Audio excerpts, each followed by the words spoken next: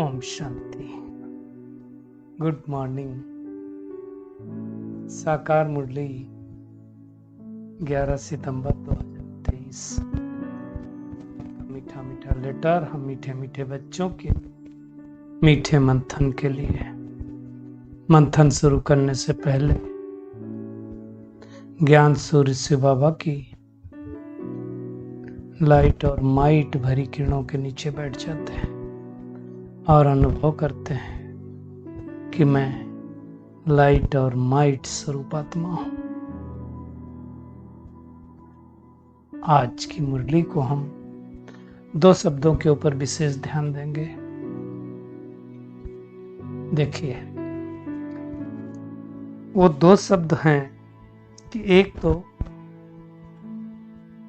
परमात्मा राम जब इस सृष्टि पर आते हैं, वैसे वो 2 शब्द रखे राम और रावण। तो राम क्या करता है, रावण क्या करता है, तो बड़ा वो दोनों का कंट्रास्ट है। आप दुनिया में भी देखो तो राम और रावण के बारे में दिखाया गया है कि राम सीता को रावण से मुक्त कराता है और रावण क्या करता है, सीता को जेल में लेकर के जाता है। यानी शोक वाटिका, वास्तव में शोक वाटिका नहीं, शोक वाटिका है। तो इसी पर पूरा खेल है। आप देखो, ये चक्र हम सबने राजयोग में सीखा, सृष्टि चक्र के खेल को, कि ये 5000 साल का चक्र है और इस चक्र में आधा चलता है। आधा कल्प राम राज्य चलता है, आधा कल्प रावण राज्य चलता है। तो जो आधा कल्प राम राज्य चलता है तो त्रेता वाला राम नहीं। इसलिए कहते हैं एक राम दशरथ का बेटा, एक राम इस जगत से निर्लेपा। और दुनिया में कहते हैं एक राम घटघट, तो घटघट में तो कोई रहता नहीं। एक है परमात्मा राम जो परम धाम से आकर के ऐसी राजधानी स्थापन करता है जो आधा कल्प चलता है। तो भगवान आता है, राम राज्य स्थापित करता था, रावण से छुड़ाता है, और रावण क्या करता है, राम से राज्य छीन लेता है। दोनों बातें है ना, दोनों एक दूसरे से फारकती दिलाते हैं। कैसे? अब देखो, सतयुग में हम परम धाम से आए, एकदम आत्मिक स्थिति में थे, बड़े अच्छे से राज्य किया। सतयुग किया, द्वापर युग किया, त्रेता युग किया। जैसे द्वापर युग में आए वैसे क्या हुआ, माया का राज्य चालू हुआ, अर्थात रावण राज्य चालू हुआ। तो रावण क्या करता, धीरे धीरे धीरे धीरे राम राज्य से हमें विमुख कर देता और अपना आधिपत्य जमा लेता है। जैसे दुनिया में कहा जाता है, दुनिया में क्या, भारत की बात है कि इस भारत में अंग्रेज आए थे व्यापार करने के लिए। सबसे पहले कोलकाता आए थे और ईस्ट इंडिया कंपनी की स्थापना की थी। फिर धीरे धीरे धीरे करके उन्होंने भारत को गुलाम बना लिया। पूरे विश्व में भी उन्होंने ये सब नाटक तो किया ही था। तो बाबा करके फिर क्या करता है, एक ही फर्क है, रावण को राम राज्य की पूरी तरह से रावण राज्य बनाने में 2500 साल तक रावण राज्य करता है ना, धीरे धीरे करता है। लेकिन परमात्मा राम रावण से फारकती संगम 100 साल का गाया हुआ है, तो 100 साल में दिला देता है। बाबा ने कहा यही वंडरफुल खेल है, फारकती दिलाने का खेल है। वास्तव में राम रावण से फारकती दिलाते हैं और रावण राम राज्य से फारकती दिलाते हैं। इसलिए बाबा शिक्षा देता है कि अपने स्वधर्म में टिके रहो। अपने स्वधर्म को भूले तो माया का गोला लग जाएगा। माया का गोला लगना मतलब माया अर्थात 5 विकार हमारे ऊपर हावी हो जाएंगे। तो बाबा ने कहा है कि देह सहित देह के सब धर्मों को भूलो। इसलिए देखो, गीता में भी गाया हुआ है, सर्व धर्मान परित्यज मामेकम व्रज, मतलब मेरी शरण में आ जाओ। सब धर्मों को त्याग करके, तो दुनिया वाले तो उस धर्म की बात करते हैं, उस धर्म की बात नहीं। देह का धर्म है हमारा। देह का धर्म क्या है, कमी कमजोरियां, है ना। तो देह के संबंधों का धर्म है, तो हमें उन सबको त्याग करके एक परमात्मा को याद करना है।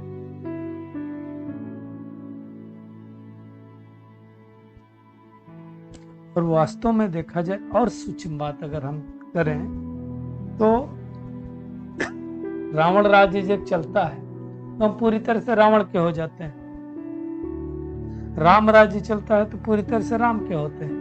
लेकिन संगम युग पर दोनों का खेल चलता है।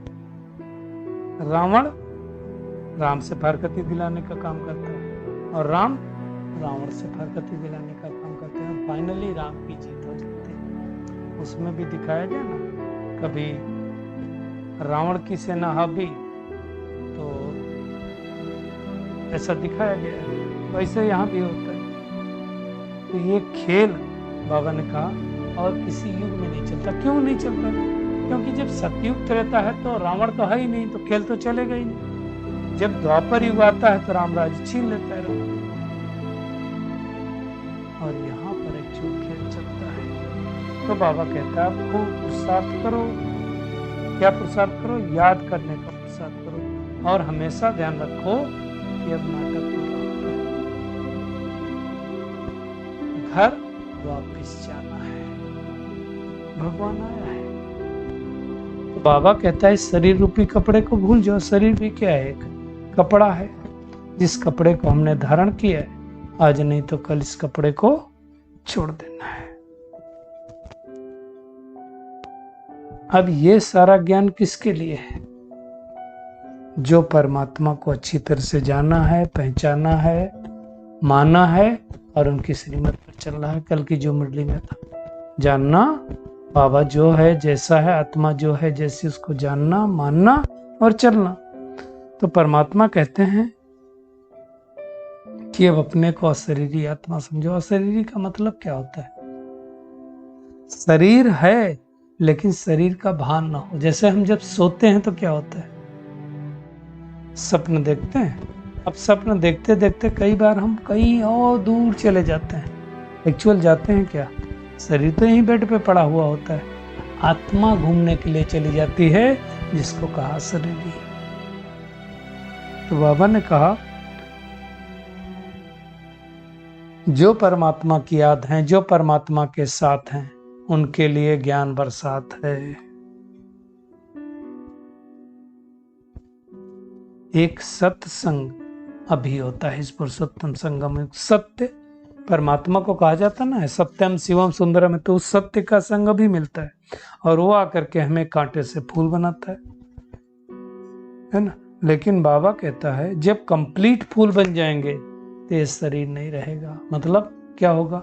शरीर नहीं रहना मतलब क्या हुआ? हम सबको तो वापस जाना है ना परम धाम, और फिर से नया शरीर लेना है। बाबा ने कहा कांटे से फूल बनने में भी टाइम लगता है। डायरेक्ट फूल नहीं बनते, पहले कली बनते हैं, फिर कली धीरे धीरे धीरे खिल करके कंप्लीट फूल बनती है। तो आत्मा भी धीरे धीरे धीरे धीरे परमात्मा के ज्ञान को समझती है। नए लोग जो हैं वो ऐसा थोड़ी होता है कि एकदम से संपूर्ण निर्विकारी बन जाएंगे, एकदम से गुस्सा समाप्त हो जाएगा। नहीं, धीरे धीरे टाइम लगता है।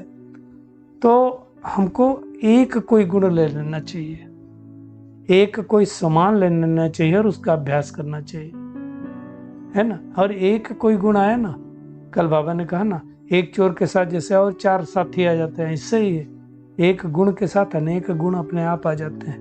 तो एक कोई गुण ले करके उसको धारण करना। हमें अवगुण छोड़ने की बहुत मेहनत नहीं करनी, गुण धारण करेंगे, अवगुण तो अपने आप चले जाएंगे। जैसे पहले भी सुनाया था ना कि हाथ में हमारे कंकड़ हैं, हम कंकड़ों को छोड़ना नहीं चाहते। अज्ञानता क्या है? कंकड़ है। लेकिन परमात्मा कहता है कंकड़ को मत छोड़ो, हीरे रखते जाओ। कंकड़ कब गिर जाएंगे पता ही नहीं चलेगा। लेकिन ये फूल बनने में भी क्या होता है? कोई क्या होता है, माया के तूफान आते हैं तो कली के कली खत्म हो जाते हैं। आप जैसे देखो कोई पेड़ होता है तो उसमें कोई कली मुरझा जाती, पूरा फूल नहीं बनती। बाहर का कुछ इन्वायरमेंट का इफेक्ट हुआ, कोई कीड़ा लग गया, तो माया की भी कीड़ा है एक, है ना। तो बाबा कहता है कि माया भी कम नहीं है, जबरदस्त है। हमें क्या करना है? एक परमात्मा को सच्चे दिल से याद करना है, क्योंकि सच्चे दिल पर ही साहब राजी होता है। और कभी भी परमात्मा का हाथ नहीं छोड़ना, बार बार इस देह को भूलने का अभ्यास करना है। बाबा कहते तुम्हारी जीवन कितनी अनमोल, सोचो भगवान इस सृष्टि पर आकर के ज्ञान दे रहा है, तो इससे श्रेष्ठ ज्ञान क्या हो सकता है? सतयुग त्रेता था, तब क्या बोलते थे? हिज होली हंस, हर होली हंस, मतलब महाराजा महाराज वो होली थे, पवित्र थे, तन भी शुद्ध था तो आत्मा भी शुद्ध थी। तो बाबा कहता अब तुमको प्रैक्टिकल में भगवान ज्ञान अमृत दे रहा है, और इसी ज्ञान अमृत के नाम से अमृतसर नाम पड़ा। बाकी तो बहुत तालाब है, मानसरोवर भी है, जिसमें कहते हैं डुबकी लगाओ तो परी बन जाएंगे। अब सोचो तालाब में डुबकी लगाने से कोई परी बनेगा? ज्ञान स्नान करेंगे तो हम परी बन जाएंगे, अर्थात सदयुग की परिजादा परिजादी बनेंगे। ये सब समझने की बातें हैं। बाबा कहता है यहाँ भी है ज्ञान सागर है परमात्मा, तो कोई नदियां भी हैं, कोई कैनाल्स भी हैं, कोई टुक्के भी हैं। जो ज्ञान को अच्छी तरह से समझते हैं वो ज्ञान नदियां हैं। कोई कैनाल्स हैं जो नदियों से निकलते हैं, और फिर कोई टुक्के भी हैं, छोटे छोटे तालाब कह लो। अब जो नदियां होंगी वो बहुतों की प्यास बुझाएंगी, कैनाल्स होंगी थोड़े कम की बुझाएंगी, और टुक्के बहुत थोड़े। ये समझना ऐसे ज्ञान की भी बात है। तो भारत ही अब बाबा कहता भ्रष्टाचारी बना है, मैं आके उसको भ्रष्टाचारी बनाता हूँ। दुनिया में गाते हैं क्राइस्ट से 3000 वर्ष पहले भारत था, कोई धर्म नहीं था। तो क्राइस्ट को आए हुए कितने साल हुए? 2000। तो 2000 और 3000 कितने साल हुए? 5000 साल हो गए। इसका मतलब 5000 वर्ष पहले हेवन पैराडाइज इस भारतवर्ष में था।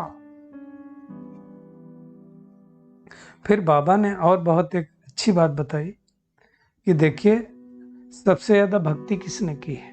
देवी देवताओं वाले ने। द्वापर युग में वही सबसे पहले आए और उन्होंने भक्ति चालू की, है ना। तो बाबा कहता है वास्तव में देखा जाए तो तुम ही सच्चे सच्चे व्यास हो। सच्ची गीता सुनाने वाले अभी तो व्यास हो, उस समय भले व्यास बन के लिखा होगा गीता, पर सच्ची बात तो ये है।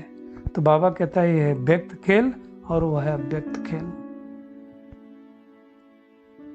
मतलब जो हम साक्षात्कार करते हैं वो अव्यक्त खेल है ना। तो अभी हमें नशा होना चाहिए कि हम गॉडफादरली यूनिवर्सिटी में पढ़ते हैं। बाबा ने स्पष्ट रूप से कहा है कि जो पूरे नरकवासी हैं जिन्होंने द्वापर से भक्ति की वही स्वर्गवासी होंगे। अब दुनिया में स्वर्गवासी का मतलब क्या सोचते हैं? स्वर्ग में शरीर छोड़ के चला गया। भगवान कहता है स्वर्गवासी का मतलब वो नहीं है। स्वर्गवासी का मतलब है स्वर्ग में निवास करने लायक बनना, जो परमात्मा भी बनाता है। बाकी कोई शरीर छोड़ने की बात नहीं है, तो इसको अच्छी तरह से समझना है ना। अभी देवी देवता धर्म तो है ही नहीं, जो प्रायलोप हो गया, जिसका बाबा ने मिसाल दिया बनियान के ट्री के माफिक। तो भगवान है बुद्धिमानों की बुद्धि, जो आकर के हमें भी बुद्धिमान बनाता है। बाबा कहते हैं मनुष्यों में बुद्धि, परंतु बुद्धि को ताला लगा हुआ है। कई बार बाबा बोलते हैं ना गोदरेज का ताला लगा हुआ है। तो पत्थर बुद्धि बन गए हैं, तुमको पारस बुद्धि बनाना है। इसलिए दुनिया में दिखाया गया कि अहिल्या को श्राप मिला तो पत्थर बन गई, फिर राम जब आए उन्होंने टच किया तो फिर से जीवित हो गई। हम आत्माएं पत्थर बुद्धि हो गई थी, परमात्मा शिव बाबा इस सृष्टि पर आया, हमें टच किया ज्ञान द्वारा, तो हम क्या हो गए? फिर से पारस बुद्धि बन गए। तो ड्रामा को अच्छी तरह से समझना है और विष्णुपुरी में जाने की मेहनत करनी है, तभी तो हर होली हंस हिज होली हंस हमारे लिए गाया जाएगा, अर्थात महाराजा महारानी। तो क्या करना है? एक तो क्या करना है, रोज ज्ञान अमृत पीना है, ज्ञान मानसरोवर में स्नान करना है, मतलब रोज मुरली सुनना है, रोज अमृत बेला करना है, तो हमारे अंदर वो ताकत आएगी। और माया की मत छोड़ करके क्या करना है? स्त्री मत पर चलना है, परमात्मा की मत पर चलना है। ये संगम युग का अमूल्य समय है ना। तो श्रीमत पर चल, सच्ची सच्ची सर्विस करनी है, सच्ची गीता सुननी। सच्ची गीता क्या है? मुरली, ये सुननी है और अनेकों को सुनानी है। आज का बाबा का वरदान है, अनेक प्रकार की आग से बचने और सर्प को बचाने वाले सच्चे रहम दिल भो। बाबा कहता है आज मनुष्य आत्माएं देखा जाए तो अनेक प्रकार की आग में जल रही हैं। कोई दुख की आग में, कोई चिंताओं की आग में, कोई समस्याओं की आग में, है ना। बाबा कहता है उनकी दुख अशांति समस्याओं को योग द्वारा दूर करो, शीतल जल के छींटे डालो, क्योंकि तुम शीतल जल के सागर के कंठे पर बैठे हो, अतीन्द्रिय सुख शांति में समाये हो, तो रहम दिल बन करके अनेक आत्माओं को बाबा कहता है इस अग्नि से बचाओ। गली गली में ज्ञान स्नान, ज्ञान स्थान बना करके कराओ। स्लोगन है, जिनकी एक बाप से सच्ची प्रीति है उन्हें अशरीरी बनना सहज लगता है। चलिए परमात्मा किरणों के नीचे बैठ जाते हैं और अनुभव करते हैं मैं अशरीरी आत्मा रोज ज्ञान मान सरोवर में स्नान करने वाली, 100 को पावन बना करके अनेकों को पावन बनाने वाली, मुरली के रहस्य को समझकर अनेक आत्माओं को समझाने वाली, सच्ची सच्ची गीता सुनने और सुनाने वाली आत्मा हूँ। शुक्रिया मीठे दादा, शुक्रिया आप सभी का इस मीठे मंथन के लिए। ओम शांति।